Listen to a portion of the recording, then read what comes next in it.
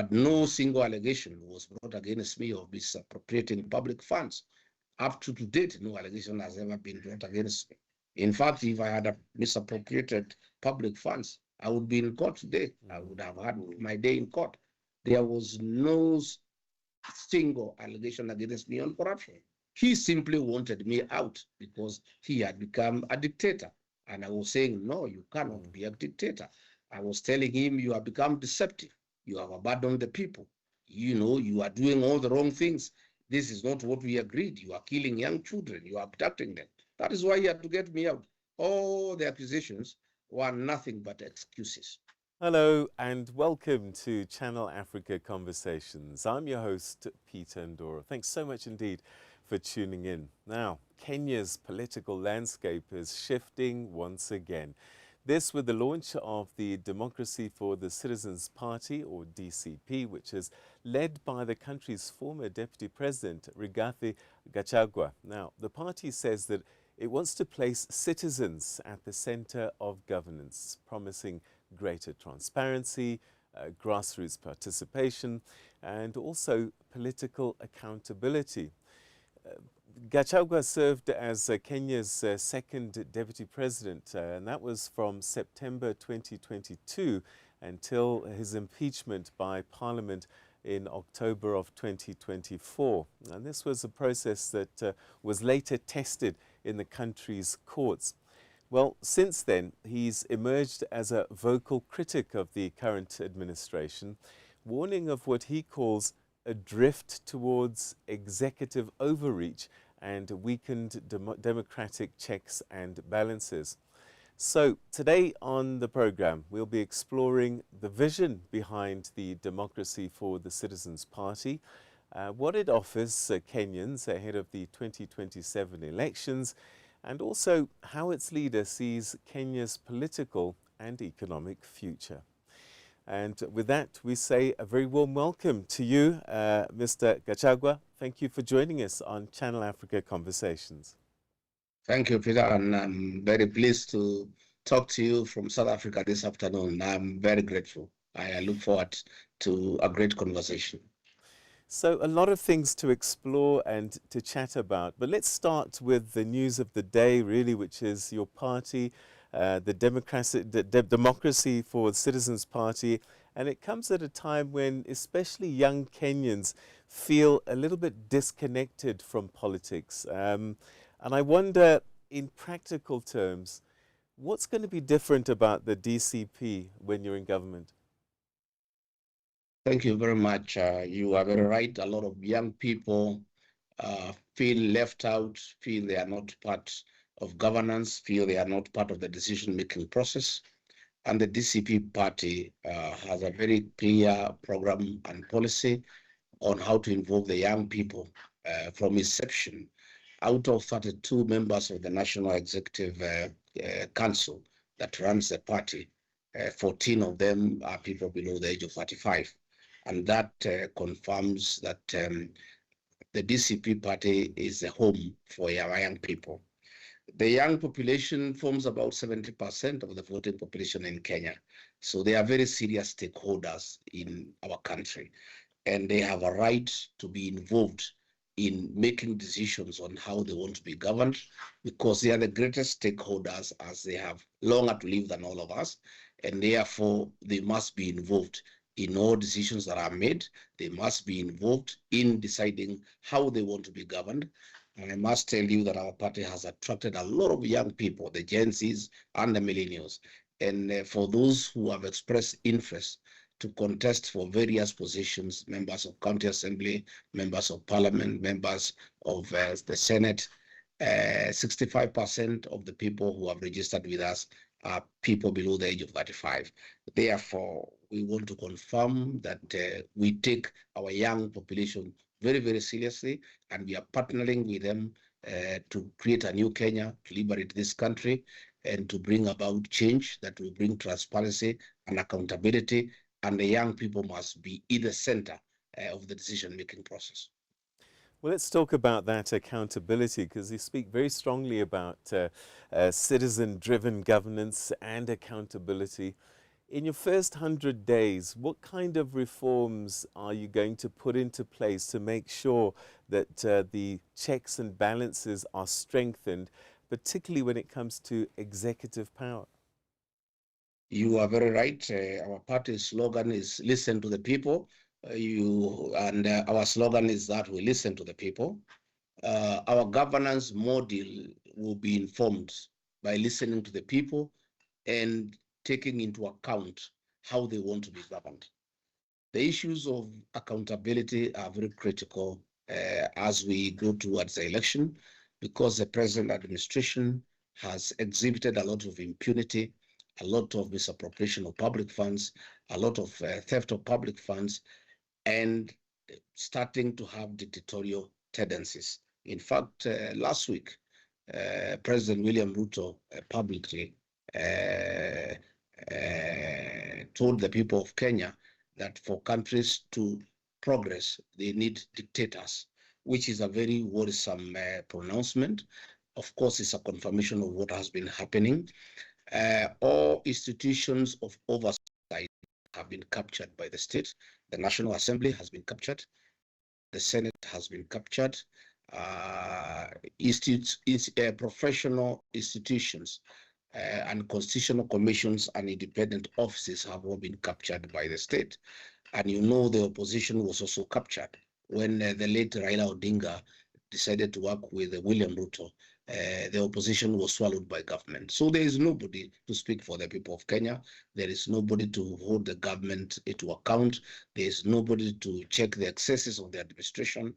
And that is a situation that we wish to correct as we go towards the election next year, so that we can have a government in place that respects democracy, the rule of law, accountability, and allows independent offices to operate freely, that allows institutions of oversight to do their work without compromising their integrity and their neutrality. So that's the situation we are facing as a country. But the population is very much ready.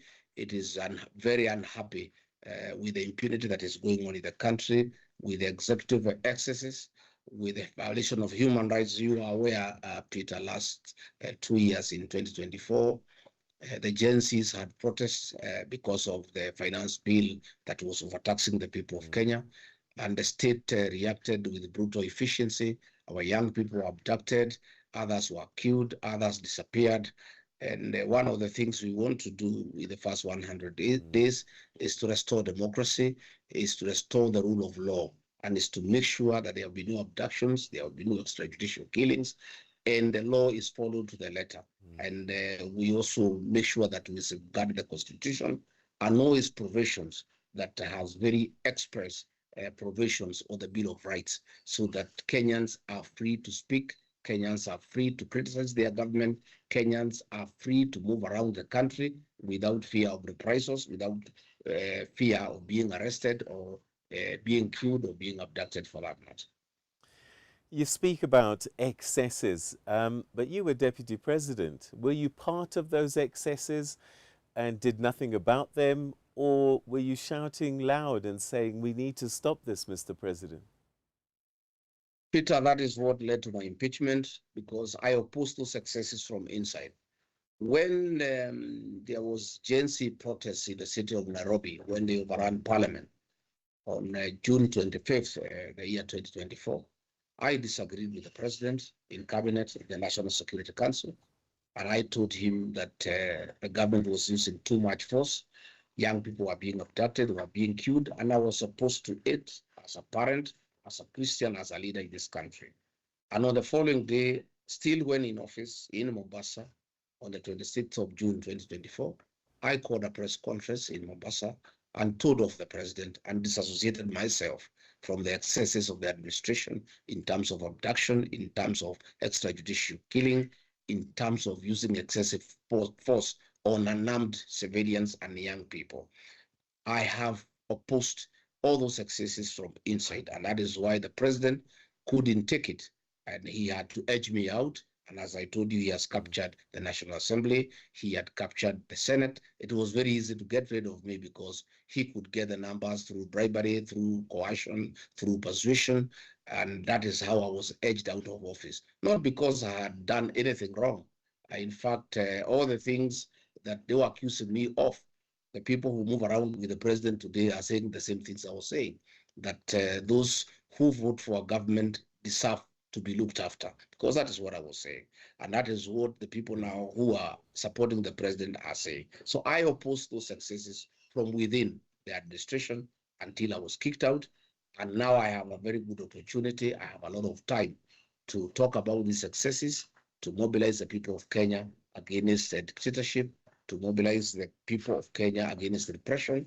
And that is a job that I'm doing, and Kenyans are happy with me for what I'm doing. What do you say to your critics who say that, Gachagua really was acting independently of the president? He was trying to build a personal political base separate from the presidency and was using his position to be a power broker rather than a loyal deputy president? Well, the 2010 Constitution established the presidency, where the president and the deputy president are elected by the people. The deputy president is not an appointee of the president. He is not supposed to be a sycophant. He is supposed to assist the president to govern within the law and in accordance with the Constitution, and make sure that the president implements the manifesto that made the president and the deputy to be elected to office. I would therefore have been a very unfair person to the voters to agree to whatever the president is doing, even when it is wrong, when it is against the law, when it's a violation of the Constitution. And therefore, I had to tell him no from inside, because the opposition had already been compromised. If the opposition was functioning, probably I would have just sat and be criticized together with the president. But in the absence of an opposition in the country, and the excesses were becoming too much, and the population was getting very agitated. And you must remember, Peter, that I was elected by the people, and people who elected me alongside the president were asking me questions. And by the way, my support base, where I come from, gave the president 47% of the vote. And therefore, their voice was very loud because they are the majority. And they were holding me to account because I'm the one who campaigned for William Ruto. I'm the one who persuaded them that we need to elect him as president. And they were asking me very many questions as to what happened, because we were not honoring the promises that we gave. We had become dictatorial. We had turned against the very people who elected us. Therefore, I needed to speak from inside, and I could not have been a sycophant. It was not possible because I was not his appointee. I had been elected directly by the people of Kenya. So one big question some people might have is, were you using the deputy president position to position yourself to become president in the future? Not at all. Elections were far away. The issues between me and the president was not about future elections. They were about deception. They were about lying to the people of Kenya. They were about brutality against young children. They were about dictatorship. They were about abandoning democratic credentials. We had rode into office on a very popular wave of people who are democratic, people who listen to the people who are people-centered, people who love the people who want to do economic empowerment. But as soon as we got into the office, the president changed. He was no longer the same man we campaigned together. He became very, very autocratic. He became dictatorial. He became unreasonable. He became very agitated when you give a different opinion. He abandoned all the programs we had promised the people, the bottom-up economic model. We had promised to put money into people's pockets. Instead of putting money into people's pockets, we started removing the little that was in the pockets through excessive taxation that is not well reasoned out. We went against promises of that we shall never evict people and demolish them without alternative accommodation. We started evicting people, demolishing their homes at night. And these are things that I could not take because we had been elected because of very, very good promises we had given to the people. Then 1 year down the line, we had turned against the very people who put us in office. I could not agree to go down with him. I had to say no. Were you ever on the same page, genuinely, or was this a political arrangement that was made of compromise? Initially, we were on the same page. He had beautiful programs. He was very persuasive, and he persuaded me that he meant well for the country. And I was persuaded beyond reasonable doubt that if he became president, the country would change. People's lives would change for the better. People would be more empowered. There will be economic prosperity. There will be more freedom. There will be democracy. And Kenyans would be a happier lot. I was persuaded. And he was very convincing as long as he was campaigning. But 6 months after we were sworn into office, I started seeing a different person. He started being dictatorial. He became extremely unreasonable. He would not take advice from anybody. He started mistreating me. He started abusing me. He started setting young leaders to attack me in public rallies simply because I was telling him, let's do the right thing. So I was persuaded from the word go. But as soon as we got in office, this was no longer the man that I had campaigned for. This was a totally different person, and I could not cope with him. My chemistry and his would not be able to move together because that is not the person I had known. He says that the corruption allegations against you were perhaps tarnishing government, and that became a problem, and that's why he had to sideline you. There were no corruption allegations against me other than what was brought into the Senate. And what was brought in the Senate was not about anything to do with the public. It was about my family, within my family. And my family was not complaining. Every family have their own challenges, like we all do. But no single allegation was brought against me of misappropriating public funds. Up to date, no allegation has ever been brought against me. In fact, if I had misappropriated public funds, I would be in court today. I would have had my day in court. There was no single allegation against me on corruption. He simply wanted me out because he had become a dictator. And I was saying, no, you cannot be a dictator. I was telling him, you have become deceptive. You have abandoned the people. You know, you are doing all the wrong things. This is not what we agreed. You are killing young children. You are abducting them. That is why he had to get me out. All the accusations were nothing but excuses. So, what could be lessons for other African democracies in the way that your impeachment was dealt with by Kenya? Well, I think we need to really look at the law and increase the threshold.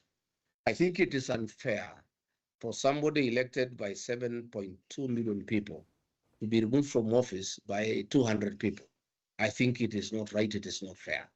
I think in another dispensation, when probably there will be time to review our constitution, this is a proposal that I'll be making, that we need to increase the threshold, that you need to go back to the people. You know, like there is a clause to recall members of parliament who have not performed. The threshold is very high. It cannot be decided in parliament or in Senate. You have to go back to half of the population that elected that particular member into parliament. And that is what we need to do. Even for governors, a lot of governors have been removed from office by MCAs and by members of the county assembly, and a few members of the Senate, maybe 25, 26. And this is somebody who is elected by 1 million people. I think it is wrong, it's undemocratic, it's unfair.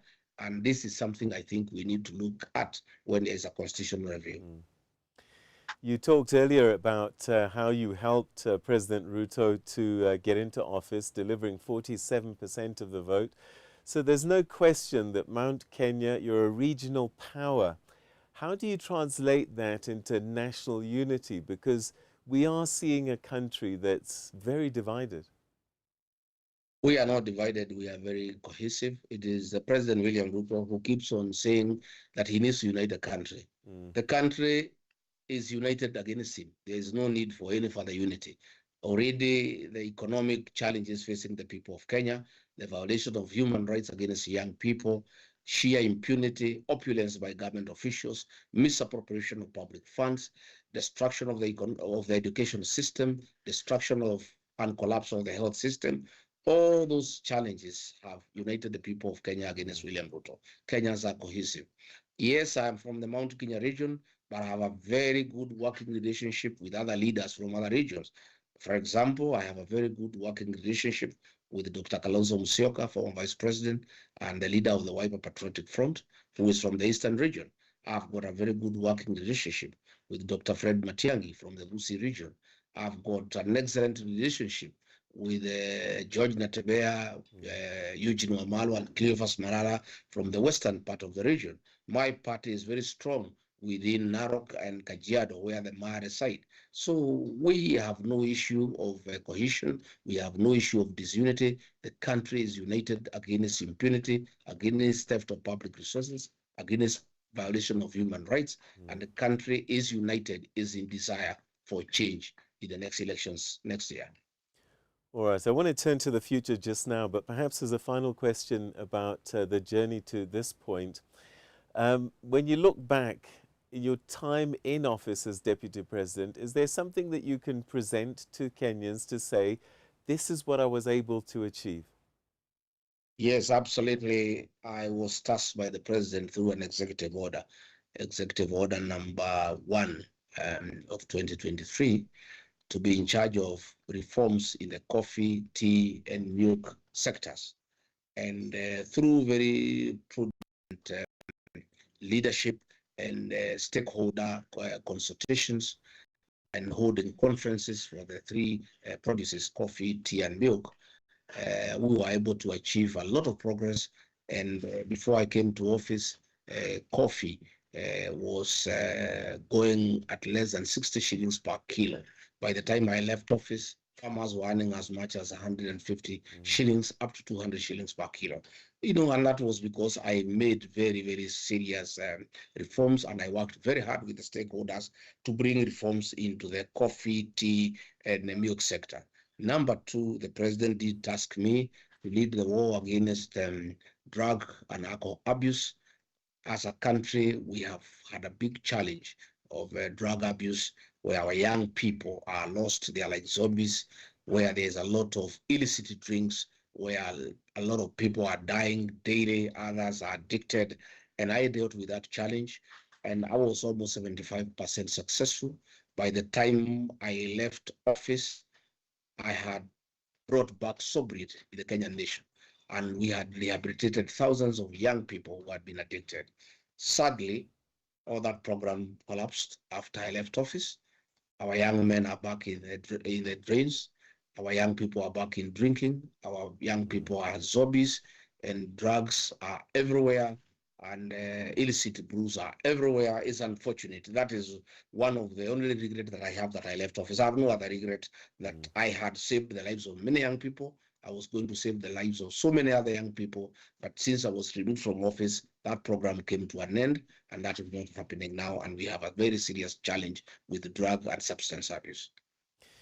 Let's talk about the future, and young people in particular. Beyond political rhetoric, what practical ways are you going to be able to find a way as the DCP to create real pathways for the youth into jobs, into entrepreneurship, and to decision making?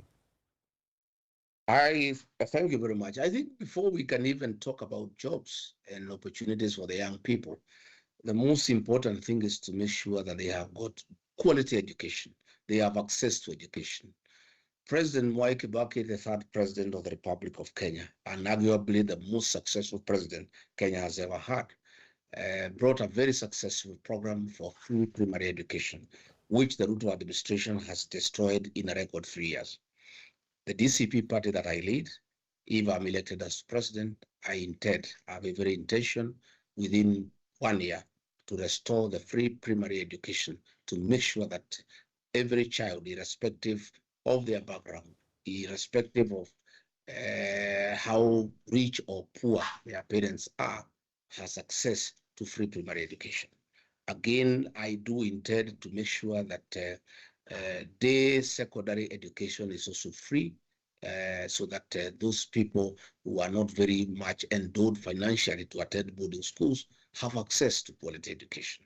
Again, we had a very successful financial module called the Higher Education Loans Board for financing university education Again, the Ruto administration had destroyed that module, and most of our university students are at home. So before I can even start thinking about how to make sure that our young people have job opportunities, they have opportunities to make a living, first and foremost is to bequeath them with quality education. And that is one of the things that I want to do. Number two is to make sure that we work on manufacturing so that we create job opportunities for our young people. As we speak today, we do a lot of importation of products that we can manufacture here in the country and create job opportunities and enhance our revenue collection base. So my administration would really focus on establishment of manufacturing plants and agro processing plants to make sure that we create opportunities for our young people. And again, we also want to encourage our young people to get interested in agribusiness, because Kenya is basically an agricultural country, and there are very many opportunities in that sector. Unfortunately, the young people have not taken farming and agriculture seriously, but we need to make sure that it is rewarding by introducing what we call GMR, guaranteed minimum return, so that you know when you go and do your crops, you are assured of some form of guaranteed return, so that it is encouraging. So we have a lot of ideas, my friend, of how we will transform our country and how we'll create opportunities for our young people to be very active participants in our economic growth. Another critical pressure point is healthcare. I've interviewed several healthcare professionals who complain about working conditions, be it pay or just the facilities that they work in. What structural reforms will you bring into play to make sure that healthcare becomes a big priority? Thank you very much. First and foremost is to work on health insurance. Before this administration came into office, we had a program called the National Health Insurance Fund that was working and required some bit of panel beating here and there to make it modern and to make it more attractive, to make it workable, and to move with the modern times. President William Ruto and his administration removed that program and came up with another one called SHA that is not working at an astronomical cost of 104 billion Kenya shillings, which was an avenue for budgeted corruption. We intend to do away with SHA, bring back the National Health Insurance Fund, and reform it to suit the current times. Again, working with the devolved units, that's the county governments, make sure that all level 4 and level 5 hospitals are well equipped, they have drugs, and in every level 4 hospital, we establish a special ward dedicated for drug addiction, because we are having a big challenge with the drug addiction. Again, we must improve the welfare of healthcare providers, because they deal with human lives. They are not just ordinary workers. These are people who deal with the people's lives, and they need to be happy. They need to be well taken care of, so that even as they look after us, after they look at those who desire medical care, they do it when they are well motivated. So there's a lot of work to do in the health sector. We want to, really work on level 1, that is community-based healthcare providers, people who can be able to deal with little emerging issues like high blood pressure and blood sugar, so that these issues don't become big challenges that requires admission into hospital. If we really work very hard on improving level 1 interventions, that is making sure that people do checkups and they know how the lifestyle diseases can be dealt with at an earlier stage before they become chronic. I think that will be a very big step in handling our health challenges as a country. We've talked about youth representation. Right at the beginning, you gave us a really good indicator. Women are also underrepresented in Kenyan politics generally. What concrete commitments will the DCP make in terms of women representation, not just in leadership, but also, I guess, in the candidates that will be fielded in local and national elections? Thank you very much. I have gone out of my way as a party leader of DCP to encourage women to join our party and fight for their space in the national political landscape. In Kenya, women are the majority, they are more than men, and they all need to work very hard and believe in themselves.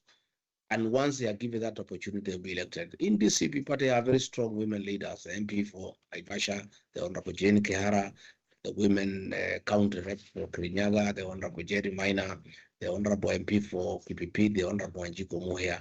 Great women who are providing very serious leadership. And we are using those three great ladies as a benchmark for other young leaders to come and lead. You know, the DCP youth leader, Wanjiku Thega, is a young girl who is very progressive, and she has a great future. All we can do as a party is to encourage women to come and vie for positions, and we shall be giving them leverage and give them certain incentives in terms of fees so that they are lower for women candidates, so that we encourage them. And what I have done in all my public meetings, I make sure that women are given an opportunity to address the people so that they can exhibit their leadership qualities and offer themselves for leadership. This country is ready for women leadership. And in terms of representation, they need to work hard and believe themselves. When we form government in the executive, I want to give a commitment that our cabinet secretaries, our principal secretaries, heads of parastatals, and all manner of officials, there will be the two-third gender rule will be observed, so that at no one time shall we have either gender not represented. So that is a commitment that I want to give to the Kenyan people.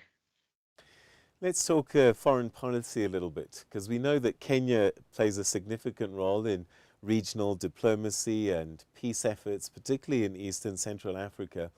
How would your government approach foreign policy? How would it differ from the current government in terms of dealing with the regional issues? Thank you very much. Our policy will be non-alignment and not interfering with the affairs of friendly nations. We have had a very big challenge where the current administration have become very intrusive and meddlesome in the affairs of our sister countries. For example, President William Ruto is meddling the affairs of Sudan, where he is siding with Hemeti, the leader of a rebel movement that is fighting the government in office, which is very, very unfortunate because he is having business dealings with the rebel group, where the rebel group is, bringing gold through Kenya to the Middle East, and in exchange, President William is giving them arms, to continue with the armed struggle of trying to stabilize the government. Again, there has been interference in the DRC, where our government has been backing the M23, which is very, very unfortunate. We want to have a policy of non-interference with the affairs of other nations. We would want to have more interaction with our sister countries on matters of trade and commerce. We also want stability of the Horn of Africa. Instability in Southern Sudan, instability in Somalia, instability in Ethiopia affects our own security in the country. That is why we have a lot of refugees who have come from Ethiopia, from Somalia, from Sudan, here into Kenya. So we want to work with our neighbors to restore regional security and help them by sharing intelligence, help them by making sure borders are well controlled, making sure that the Al-Shabaab militants are not allowed into the country or to attack the countries from Kenya. I want to assure our neighboring countries that my government will have a very, very friendly foreign policy where we shall not interfere with their internal affairs and where we will respect their democracies, and we want to engage more on trade and commerce. And again, of course, we cooperate on regional security so that the region is safe for all of us. You say that you won't interfere in the domestic affairs of regional countries. What would you say to the people of Tanzania, the people of Uganda, who say and accuse their leaders of what you accused William Ruto of doing, abducting young people, rendering them, and killing them? What do you say as the president of Kenya to President Suluhu Hassan and President Museveni? I think, I don't know whether it's President William Ruto who has taught them bad habits or it's the other way. And I think it's William Ruto who has taught them bad habits. All I can say is that we must ask the people of Uganda and the people of Tanzania to be like the people of Kenya. They shouldn't allow that impunity. They must correct that mistake themselves. They must get rid of dictators. Because if they allow themselves to be killed, to be abducted, and just sit back and resign to fate, then they will be slaves for many years to come. It is the people of Tanzania, it is the people of Uganda to rise up and say no, and restore a democracy in their country. And we are going to teach the people of Uganda and Tanzania an example. We want to show them in this coming election how you deal with dictators, how you deal with the butchers, how you deal with the people who kill children. They'll be taught. We want them to learn from us in the next election. And I want to assure them that the dictator in Kenya will be removed from office through a democratic process, through the vote. We have that opportunity. At least our constitution gives us an opportunity every 5 years to correct electoral mistakes. If you make a mistake in an election, you have 5 years to correct. We made a very serious mistake in 2022. The people of Kenya have an opportunity to correct that mistake. And I believe the people of Uganda, the people of Tanzania will learn from the people of Kenya on how you deal with dictators and people who practice impunity. All right, let me ask you in another way then. Would you have attended President Suluhu Hassan's inauguration and President Museveni's inauguration? If I had been deputy president and William Ruto asked me to represent him in Tanzania and Uganda, I would have told him no. And that's why people thought I was a rebel within government. Certain things I would never do myself, because what happened in Tanzania is not something I can go to celebrate on behalf of Kenya. I would have said, Mr. President, said somebody else, I'm unwilling to go and stamp impunity and violation of human rights. I don't feel capable of representing you to go and celebrate a killer. I cannot do that. I would have said no. As head of state, if you were head of state now, you wouldn't have gone. I would not have gone. I am a Democrat. I believe in the rule of law. I am a protector of human rights. I can never go to celebrate violation of human rights, and more so when it affects children. It's very, very painful for a parent, because I have young boys, and I would wish them to live for a long time, just like I wish other children in East Africa, in the Horn of Africa, in Africa and the world, to live for a long time and give us grandchildren. Do you think Kenya let down people like Boniface Mwangi, a journalist who was tortured in Tanzania for doing his job? What would you have done if you had the power to do something? That was very wrong for Kenya, a sovereign state, to watch helplessly as a sister state, torture, a Kenyan. Boniface Mwangi is a crusader of human rights here in Kenya and outside Kenya. And they have a democratic right to point out what bedevils the population. And Kenya, because William Ruto believes in the same thing of killing dissent, of repression, he couldn't see anything wrong with it. If I had been in office, I would have said this is wrong. Unfortunately, I was not, but I speak from outside, and we are even more loud, we are more pronounced when we speak from outside than inside. And it must be disappointing for you, given what you're saying now, to see people like Kizza Besigye being abducted from Kenya. Kenya has become, it's very embarrassing to us as Kenyans that we seem to show the way in matters of abductions. That a sister government can ask the Kenyan government to facilitate the abduction of an opposition leader. But birds of the same feather flock together. William Ruto, Kaguta Museveni, Suluhu, they are all birds of the same feather. They believe in dictatorship, they believe in impunity. But at least for Kenya, we have an opportunity to correct the position so that instead of having 3 dictators in the region, we have 2. We'll make sure that we have 2. We'll make sure the Kenyan one is not part of the dictator triad. Mr. Rigathi Gachagua, it's been a pleasure talking to you. Thank you so, so much indeed for giving us your time right here on Channel Africa Conversations. Thank you very much, and nice talking to you.